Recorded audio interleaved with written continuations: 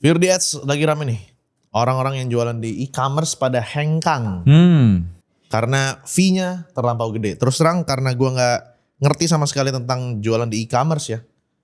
Yes. Jadi gue terakhir jualan itu kaos mudah cuma sekali di e-commerce. Dan terakhir juga jual mobil tua gue dulu. Di e-commerce. Corolla KE30 di FJB Kaskus. Kaskus. Tua banget men. Tua banget lu. Tua banget men.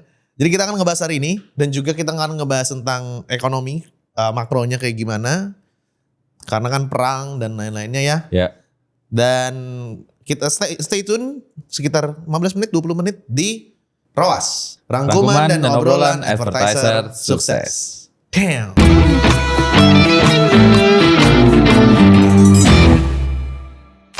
Oke bro, sekarang jadi kemarin gue ini lagi yapping di threads. Ya. Nah ternyata ada isu bahwa nih si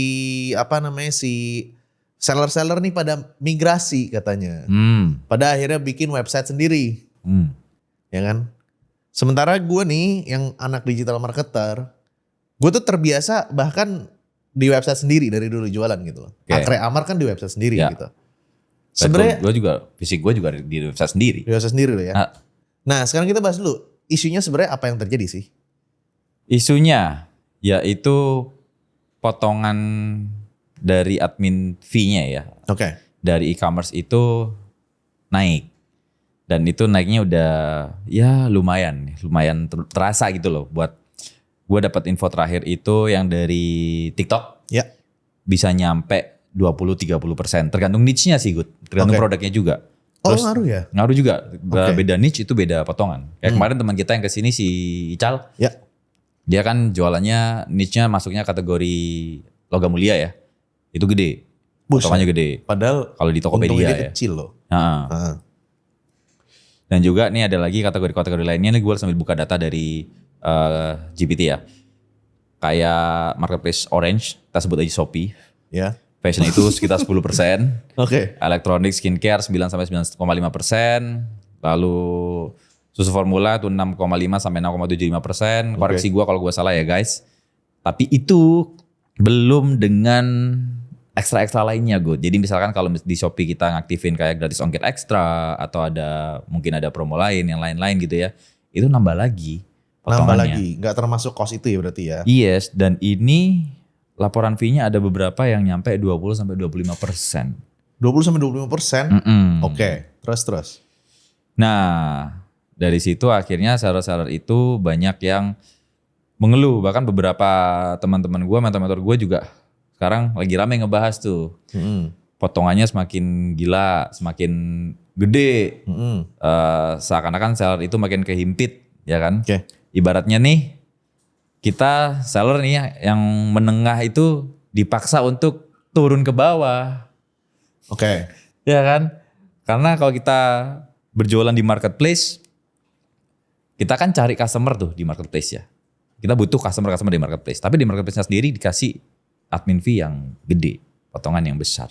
Oke. Akhirnya ya seller akan berpikir 2 kali lipat. Gue sih kasihan sama seller-seller yang pure mereka trafficnya itu dari marketplace ya. Jadi mereka mau ninggalin marketplace itu susah.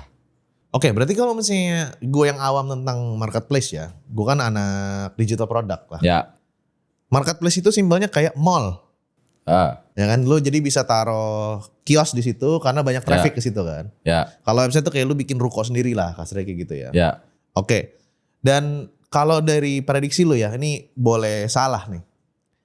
Dengan COD, terus abis itu ada lagi potongan-potongan ikut. Setahu gue kayaknya kalau lu di marketplace tuh, lu kadang diwajibin untuk ikut promo day atau apa kayak gitu loh kalau nggak salah. Sama fee-nya itu bisa nge-cut berapa dari total harga barang, basket price. Ya.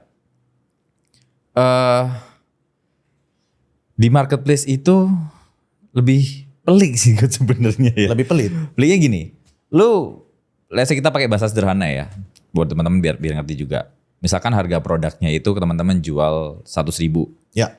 HPP-nya, contoh ini brand sendiri, HPP-nya itu di angka let's say 40.000 ya kan. Ya.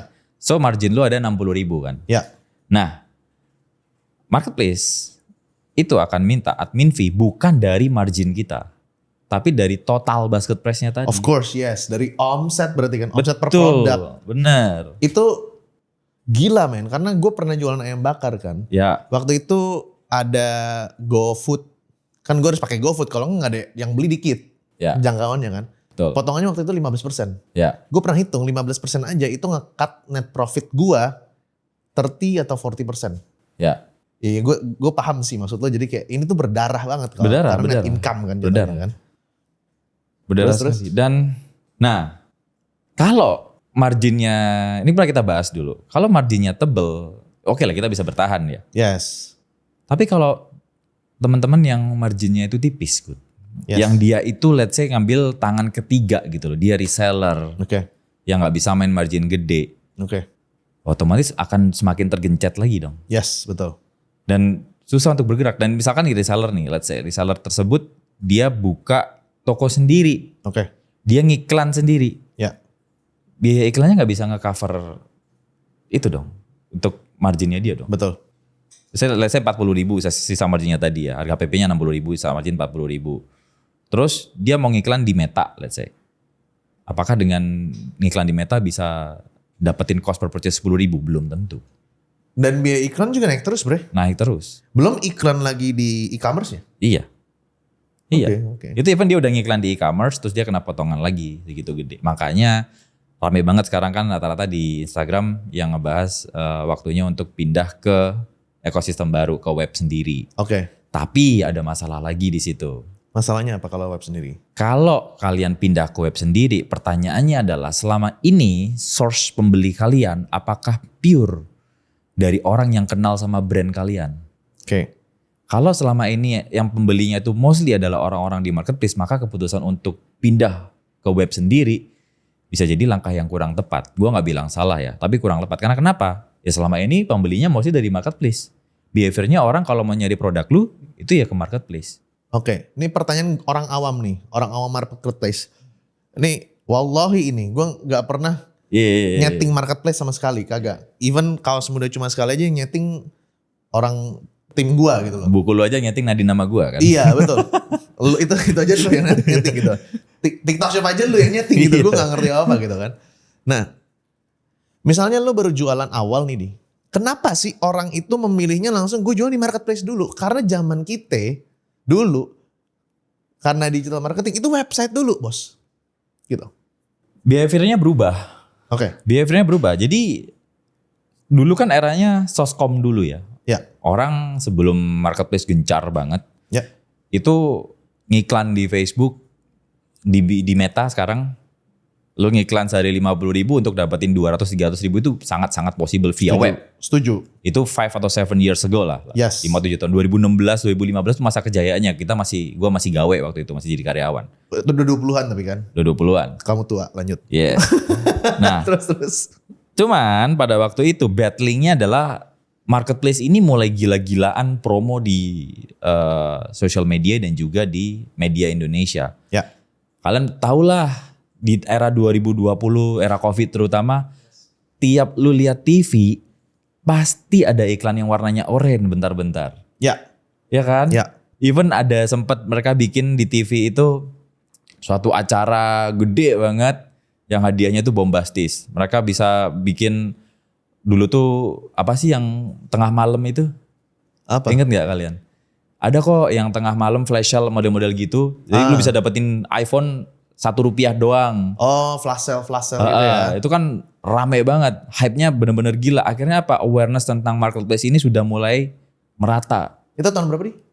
Itu 2019-an, 18-an ya? 2018-an dan di-push gila-gilanya waktu COVID. Karena kan orang di rumah belanjanya via online semua. Sebenarnya bukan karena itu alasannya. Karena duit investor gampang waktu COVID. Benar. Dibakar gila-gilaan. Betul. Oke. Dan didukung lagi waktu COVID behaviornya orang berubah semuanya via online belanja kan. Yes. Nah ada satu lagi kelebihan kenapa orang switch dengan mudah ke marketplace. Karena di marketplace sendiri itu meminimalisir fraud. Ya. Fraud itu dalam artian kalau lu beli produknya nggak sesuai. Kalau di marketplace kan bisa diklaim garansi untuk dibalikin tuh. Yes. Ya kan. Nah akhirnya orang udah mulai berubah pakai marketplace. Tapi sekarang dibalik pelan-pelan. Ya lu pakai marketplace teman potongannya lumayan gede. Oke. Jadi kasih udah sini jualan nggak usah ada fee, tiba-tiba jebret dikasih gitu ya. Yes, even sekarang pun juga kalau kalian baru daftar. Ini cerita dari temen gue sekaligus member Akademi Marketer. Dia tuh jual produk fisik buku. Ya. Awalnya fee-nya dia cuma 9%. Oke. Tokonya baru, literally bener-bener baru 9% good. Konsul sama kita, masalah branding segala macem, naik dong omsetnya. Di angka ratusan, udah tiap bulan. Nah, tebak dari 9% sekarang di angka berapa? 15? Hampir. Dia naik 5% loh. Dalam waktu? Kurang dari 6 bulan. Wancas. Harga dia sama? Harga dia itu pricingnya di range 120 sampai 200 ribuan. Buku ya? Itu buku kalau masih di atas 200 ribu tuh agak lumayan berat tuh.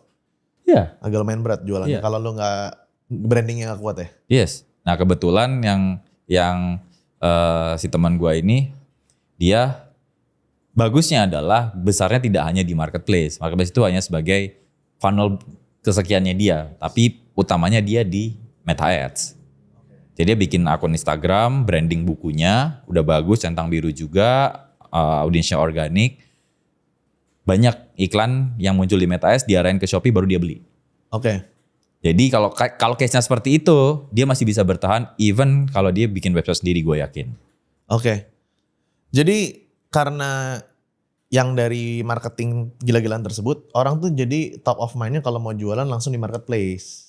Yes. Dan shifting yang tadinya di website, era kita website, sekarang jadinya marketplace ya. Betul. Dan mereka tidak mempersiapkan untuk akuisisi traffic dari marketplace, akhirnya dia milikin sendiri. Betul. Pertanyaan gue lagi, kenapa orang bisa tidak sadar dan terlena pada saat jualan di marketplace doang, itu mereka ibarat kata menggantungkan jantung mereka di akar yang bisa someday putus. Karena kan step-stepnya orang mulai jualan itu kan banyak ya. Ada orang yang baru mulai jualan itu mereka dapetin pecah telur ayam pertama itu udah senang banget. Oke. Nah, marketplace itu mengakomodir itu semua. Jadi ini kita nggak ngejelekin marketplace ya, tapi kita ngomong faktanya aja. Ya. Lu masuk marketplace nih, di awal mungkin potongannya nggak gede. Potongannya 5-7% gitu ya. Seiring berjalannya waktu nih toko lu naik. Baru ntar digedein tuh potongannya. Nah, mereka nggak salah, orang-orang yang baru mulai ini nggak salah kalau pakai marketplace. Yang salah adalah ketika teman-teman punya brand sendiri, jualan di marketplace tapi lupa untuk jalanin organik dari brandnya. Oke. Jadi pembeli kalian itu tidak tahu bahwa sebenarnya kalian itu punya akun sosial media, kalian punya toko di luar dari marketplace juga. Gak ada ya? Yang notabene harganya justru lebih murah dong kalau misalkan kalian bikin di luar marketplace. Karena nggak ada potongan. I see. Dan mereka terlena dan kurang literasi kali ya? Yes, dan beberapa juga yang gua harus buka nggak melek sama angka. Oh. Even mereka sendiri nggak tahu nih. Oh, yang penting gue cuan. Yang penting omset gue gede apa yang penting gue cuan? Karena cuan itu kan net profit bro. Di mindset seller ya. Kalau gua ngitungnya yang penting gue cuan. Ya. Tapi ada beberapa yang omsetnya gede, cuman dia nggak tahu ternyata ada potong-potongan di belakangnya. I see. Padahal nih ya, mentor gua di Meta Ads ya, salah satunya adalah Pak GM Sutanto. Yes. Mentor kita. Pak GM. Pak I love GM. you Pak GM. We love you. You're our mentor. Yes. Kita nggak kacang lupa kulit. Dari dulu dia selalu bilang, ya kan, harus punya traffic sendiri pertama. Tapi dulu tuh bukan potongan marketplace, tapi meminimalisir COD. Yes. Dan beliau selalu bilang know your number. Yes. Ya kan? Know your number, own your traffic. Yes. Dan ini kejadian sekarang. Pak GM, izin Pak GM. Ini potongan harus di tag ke Pak GM Sutantonya. Yes. You are our mentor. Alright. Oke. So jadi sekarang kita ngomongin solusinya di. Oke. Gue mau ngomong dulu kepada teman-teman ya. Gue mau bilang bahwa kita harus logic. Kita harus pakai logic bahwa yes memang sakit tiba-tiba fee-nya itu dinaikin persentasenya. Tapi come on bro. It's just a business. Right? Karena kalau lu punya POV dari yang punya marketplace juga yang selama ini burning money untuk akuisisi seller-seller seperti kalian, pembeli-pembeli seperti gua sama Firdi, karena gua juga belinya dari e-commerce kalau beli macam-macam. Mereka harus cuan, bro. This is business. This is not ini bukan yayasan kan. Yes. Jadi ya memang permainannya seperti itu, kayak ya udah nanti lama-lama pelan-pelan dan mereka punya traffic kayak mall kan. Yes. Sementara lu nggak bisa cari traffic. That's why kalau kita bisa cari traffic sendiri dengan Meta Ads, dengan organic, TikTok Ads, TikTok affiliate, dengan affiliate dari Linkit. Kalau misalnya kita jualan digital product, nah kalian bergantungnya sama marketplace. Nah maka dari itu menurut gue jangan bergantung dari satu sumber pendapatan nih gak? Betul kan? Betul. Ya kan? Betul. Nah solusinya gimana nih untuk para seller-seller karena lu kan di dunianya gitu loh. Oke. Kalau untuk seller yang kalian itu jualan produknya tangan kedua atau tangan ketiga, maka cobalah kalian untuk cari tangan pertama langsung. Oke. Ini untuk yang teman-teman kehimpit ya dengan dinamika admin fee yang semakin tinggi di marketplace. Solusinya adalah kalau memang kalian tangan kedua, tangan ketiga, carilah tangan pertamanya langsung. Oke. Supaya marginnya kalian tuh lebih besar, lebih tebel, dan kalian bisa bertahan di era gempuran admin fee marketplace yang semakin naik. Oke. Nggak ada option lain. Kenapa gue bilang seperti itu? Karena ya traffic kalian dari marketplace itu sendiri. Ya. Buyersnya mostly dari si marketplace. Kalau kalian keluar dari marketplace cabut, memang kalian punya audience. Ya. Memang lu punya pembeli yang udah aware, misalkan tidak ada marketplace pun mereka mau beli gitu loh. Ya. Jadi emang nggak mau tetap bergantung di situ. Karena kalau misalkan kita suruh pindah sekarang, bikin website sendiri, tapi audiensnya nggak ada. Ya. Dan nggak tahu cara mainnya gimana kalau website sendiri. Bangun audiensnya seperti apa, maka websitenya akan menurun pasti. Oke. Pelan-pelan switch lah. Kumpulin data audiensnya, jalanin CRM-nya, itu penting. Ya. Nah cuman ini yang quote unquote gue bukan expertnya marketplace, tapi kurang lebih tahu. Kalau di marketplace itu sekarang sometimes susah untuk buka data customer good. Ya. Biasanya lu beli nih, nomornya tuh disensor. Nomor pembelinya. Bentar. Kalau resi keluar, emang gak ada nomornya? Gak ada. Holy shit, beneran. Iya. Kalau lu pakai yang Di beberapa marketplace ya. Iya, kalau lu pakai Cipas Meta Ads, Iya. CPAS kan. At the end kan juga nanti dia belinya di Shopee kan. Cipas kan ada di Shopee dan Tokped ya. Belinya di ekosistem marketplace-nya kan. Nah sekarang custom itu audience dapat tapi. custom audience-nya dapat, cuman kan kita nggak dapat data realnya. Oke. Alamatnya di mana, lalu nomor Oke. handphonenya berapa, yang penting kan nomor handphone tuh. Oke. Nah, susahnya adalah beberapa marketplace tuh ada yang ngeblok itu. Ada sih beberapa yang udah tahu caranya bisa ngebuka itu lah. Teman-teman mungkin bisa pelajarin gimana caranya dapetin data customer Easy kok ribuan itu. Supaya bisa kalian ditargeting, arahin ke website yang checkout lebih murah. Easy kok, itu tinggal Gitu kasih loh. apa yang customer kira-kira mau. Yes. Ya kan, nanti dia bisa isi. Ya kan? Yes. Terus. Gitu. Nah, kalau kita bilang matematika margin deh. Kalau kita misalkan pakai Shopee gitu ya. Total mungkin gua ambil ratanya aja 20%. Ya. Total komisi 20%, total admin fee dan lain-lain. Itu belum affiliate commission juga loh. Belum bayar listrik. Belum bayar listrik.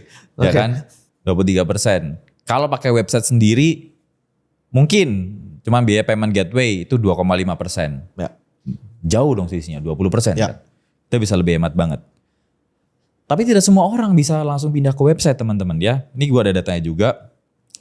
Karena selama ini ya kalian merasa punya bisnis padahal kita cuman karyawan marketplace sebenarnya. Holy fuck, gimana bro ceritanya gitu? Coba jelasin karyawan marketplace. Ya kan lu punya bisnis nih. Ah. Tapi lu jualan di marketplace, kalau lu nggak jual di marketplace, lu nggak bisa dapat penjualan. Coba buat teman-teman nih, refleksi lagi. Yang punya bisnis di marketplace, kalau tidak pakai marketplace, bisa laku nggak produknya? Kalau nggak bisa laku, nah itu kata teman kita, Mas Rian. Oke. Itu sebenarnya karyawan marketplace. Mas Rian ya? Rian Bardi. Oren Bardi. Hah? Oh, Mas Rian. Kita lagi gencar banget kan dia. Gue lagi suka nge-like-in postingannya juga tuh. Itu mantap sih postingannya Iya, Mas Rian. iya. Kenapa? Ibaratnya kan ya sama aja kayak kalau lu nggak jualan di marketplace, ya lu nggak dapet traffic. Kebetulan aja lu punya stok barang dan akhirnya lu pasang di marketplace laku. gitu loh. Lu nggak punya kolam sendiri, nah itu loh yang paling penting, yang perlu di highlight. Kalian tidak punya kolam sendiri. Akhirnya ya marketplace potong berapapun harus mau. Nah gimana cara keluarnya? Ini kita switch, tadi solusi buat yang nggak punya brand sendiri, masih tangan kedua, tangan ketiga, silakan kalian cari tangan pertamanya, supaya marginnya lebih tebal. Nah kalau kalian punya brand sendiri nih, ya kalau kalian mau switch ke website sendiri, ada beberapa syarat. Yang syarat pertama yang paling mutlak adalah kalian harus punya data audiens kalian. Oke. Kalau nggak punya data audiensnya, siapa yang mau kalian ditargeting? Oke. Contoh nih kalian punya 1000 data customer yang udah beli brand kalian di bulan ini. Bulan depan kalian blast WhatsApp nih ya. Ayo beli, tapi diarahnya ke marketplace lagi, kena potongan lagi dong. Yes. Blastnya mulai ke blast ke website sendiri. Oke. Ya kan? Nah, kalau udah mulai punya data audiens, yang kedua mulai bikin infrastruktur trafficnya. Oke. Ya. Infrastruktur traffic itu seperti apa? Jadi mulai jalanin marketing brandingnya dari brand kalian. Jangan cuman ngiklan di marketplace-nya aja, tapi di social media dan juga Google itu manfaatin semua. YouTube, Google Maps kalau yang ada toko offline dia itu manfaatin semuanya untuk bisa diarahin ke website sendiri, Good. Oke. Itu wajib. Wajib itu ya. Yes, dan yang ketiga, nah ini yang banyak yang miss nih. Gimana tuh? Social proof. Social proof, oke. Testimoni dan lain-lain. Kalau di marketplace, kenapa orang sering beli di sana dengan gampang? Karena kan social proof-nya adalah rating. Langsung ditunjukin di tokonya situ, ratingnya di bawah. Nah, pertanyaannya adalah, kalau kalian nge-screenshotin rating yang dari marketplace, dari Shopee atau Tokopedia, terus kalian pasang di website sendiri, orang kan pasti akan nanya, toko Shopee-nya apa? Toko di Tokopedia-nya apa? Yes. Tokshop-nya apa? Gitu loh. Mereka kan baik lagi ke ekosistemnya. Maka itu harus dilakukan pelan-pelan. Kalau kalian udah mutusin, oke, gua mau pindah dari marketplace ke website sendiri, harus siap jalanin brandingnya. Oke. Instagramnya, sosial medianya, Oke. SEO-nya, YouTube-nya jalanin semua. Kalau misalnya yang udah terlanjur, gimana cara dapetin customer lagi yang back ya? Maksudnya biar dapetin lagi yang udah terlanjur terkirim dan lain-lainnya, ada yang bisa dilakukan gak, Di? Nggak bisa. Kalau udah terlanjur kirim nggak ya udah bisa. tunggu pengirimannya nyampe dong. Oke. Kirimannya nyampe dong. Terus bisa gak kalau kita kasih kayak semacam, ini Di.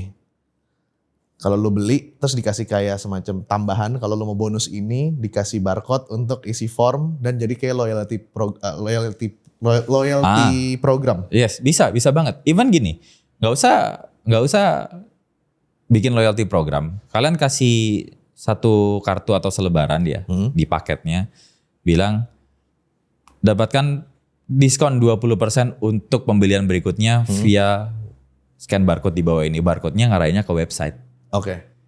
Jadi si marketplace itu gunakan untuk acquisition-nya. Oke. Pertamanya beli, kalau produknya bagus, nah dia akan scan untuk beli di website dengan harga yang lebih murah. Oke. Kalau gitu berarti sekarang e-commerce bisa jadi semacam kayak Meta, tempat buat akuisisi customer. Iya, Terus pindahin kolamnya. bisa. Saran lu, gue kan gak ngerti kalau misalnya digital product paling enak kita taruhnya misalnya Discord atau Telegram ya. Ya. Kan mereka kan masukinnya ke website. Itu kan dapetin leads nih nanti. Itu taruh di mana leadsnya? Kalau dari pengalaman gue misalnya toko jam mahal gitu ya kayak Rolex, Epi dan Patek, itu tuh dia biasanya punya Telegram info channel. Ya. Jadi kalau misalnya ada koleksi baru, ada yang baru nih mint condition, misalnya Patek 5711, Epi 15.400, itu dikasih tahu harganya dan lain-lain, orang tuh window shopping. Ya. Nah kalau seller-seller biasa tuh seperti apa? Tergantung nih sama produknya ya. Kalau misalkan kalau itu tadi jam kan make sense karena orang udah hobi ya good ya. Tapi kalau misalkan produk yang umum-umum kayak casing HP lain-lain, bayangin lu masuk grup casing HP buat apa? Ya kan? Nah mungkin bisa jalanin CRM. Kumpulin data customer-nya, WhatsApp-nya, lalu blast di WhatsApp-nya mereka. Beberapa tools untuk blast WhatsApp yang rekomendasi lu? Kalau yang Ini nggak di endorse ya. Tapi Nggak ada kalau yang yang ini buat kalian. yes yang agak pricey tapi ini kita nggak pernah ke band. Kita pakai kok kontak. Iya kontak. Kita pakai Makari kontak ya. Yes, itu kita bisa nge-blast 7 ribuan nomor. Kalau lu mau endorse Makari boleh sih. Emang kita pakai sih. Emang kita pakai Nah, gitu loh. lifetime value kita udah lumayan banyak kok di Makari kok. Iya. Jadi bener-bener kalau di situ blast ke nomor si audiens kita, pembeli kita, infokan bahwa ada launch produk baru, ada promo apa gitu. Oh. Cuman masalahnya kalau Makari kontak itu pas kita blast dianya nggak bales, itu dalam 24 jam kita nggak bisa chat lagi. Tuh. Ya kan itu aja minusnya. Tuh. Makan untuk informasi why not gitu loh. Ya, sekalian filtering juga sih menurut Iya. gue. Untuk informasi kan, untuk announcement juga bahwa kalau mau beli produk kita di web ini. Betul. Nah, kalau gua pribadi biar kita nge-blast itu nggak terlalu banyak makan token AI. Kuota. Biaya kuota untuk nge-blast adalah di leads awalnya itu disaring lebih benar. Jadi Nah. bukan leads ketumbar gitu loh. Betul. Ya kan? Oke, Betul. Makari. Terus kalau email masih oke nggak? CRM buat email marketing? Oke sih. Masih Email oke? masih oke. Seriously? Masih oke. Email What the masih fuck oke. in earth masih buka email itu? Kecuali Masih. ada harus kasih OTP. Depends emailnya isinya apa, openingnya apa. Kalau OTP Headline-nya dari toko kripto iya dong. Iya dong, itu harus dibuka dong. Ntar gak bisa keluar Itu dana harus ya. dibuka dong. Oke, terus.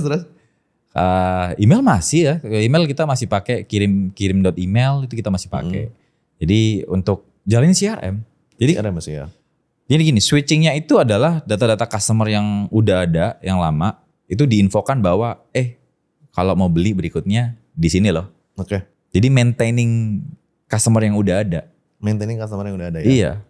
Maintaining customer yang udah ada. Oke. Oke guys, jadi kalian boleh berkeluh kesah di kolom komentar. Dan kayaknya gak sempat kita bahas tentang makroekonominya karena udah lama banget. Dan see you in the next ROAS.